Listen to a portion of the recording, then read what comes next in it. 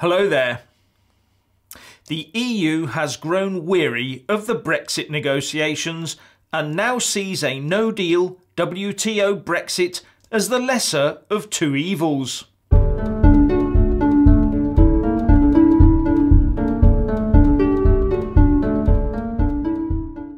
It seems that the budding EU superstate is getting tired of our attempts to renegotiate Theresa May's withdrawal agreement.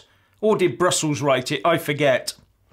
Anyway, they've got fed up with it, and the EU has now itself plonked its own prospect of a no-deal Brexit onto the table. So, our Parliament has told the government and Eurocrats in one non-binding vote that a no-deal is unacceptable, and in another vote instructed the PM to go back to the Eurocrats and say that the current withdrawal agreement is unsatisfactory because the backstop part needs to be replaced with something more to our liking. And the instant response from Brussels was, "We're not changing the withdrawal agreement, and if you don't like it as it currently stands, then we'd prefer to let a no-deal exit happen than go through the painful exercise of leaving it open and letting all those worms out." The Independent reports that Belgian MEP Philippe Lamberts, who is on the European Parliament Brexit steering group, said his side thinks that doing what the UK government asks would hurt the integrity of the single market more than a WTO Brexit would. And therefore, he said, if we have a choice to make between the two evils, then, well, no deal is the lesser evil. And the President of the EU Commission, Jean-Claude Juncker, as well as the EU's chief Brexit negotiator, Michel Barnier, both said today that the withdrawal agreement would not be reopened, with Juncker going further and saying that the chances of a WTO Brexit had increased. The BBC's Nick Robinson tweeted that it appears that the EU is playing hardball in the hope that the UK Parliament will put a stop to the no-deal option and come around to a permanent customs union type approach. And the BBC itself reports that the European press has lost patience with the UK. Der Spiegel, for example, says that the Spanish will be straight on this, demanding that Gibraltar be handed over to them, and other countries will queue up to make similar demands of us, like free access to our fishing grounds and the like. And be in no doubt, as I've said many times before, if we go to them with an Article 50 extension request to allow for more negotiating time, we'll get exactly the same response. So, to sum up, our MPs blinked by 1. Voting against a no-deal, albeit a non-binding vote, and 2. They want to talk some more. And the response from Brussels is to get their knuckle dusters out. How predictable was that, and how stupid of our MPs. Actually, it's probably more calculation than stupidity. They blinked, probably on purpose.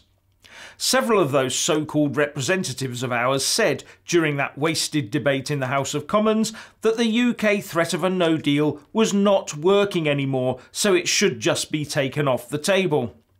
But once they make it look like we've ditched it by them voting against it, the EU tries to turn the tables on us by putting it straight back on the table, and I can bet you that all our MPs will now wail about the increased chances of a no-deal, so proving that the threat works against them.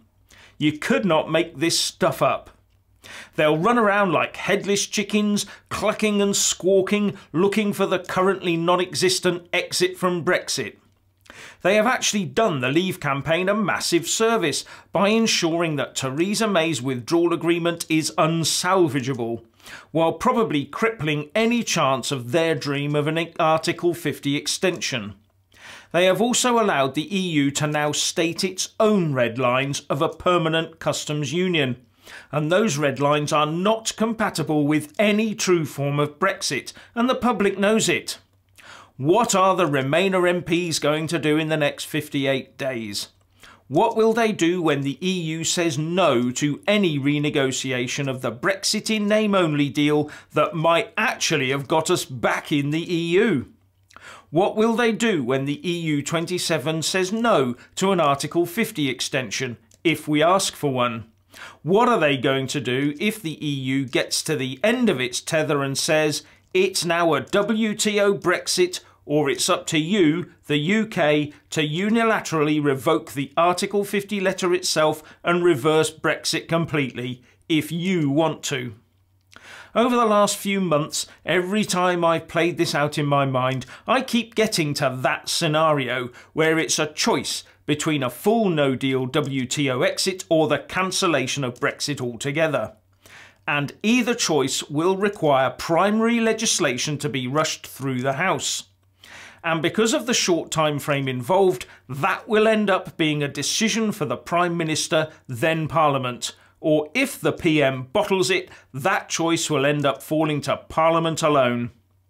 So, please let us all know how you think it will pan out by leaving a comment below, and thank you for watching. Please do like and share this video, and also subscribe to my channel. And when subscribing, please do remember to press on the little bell next to the subscribe button.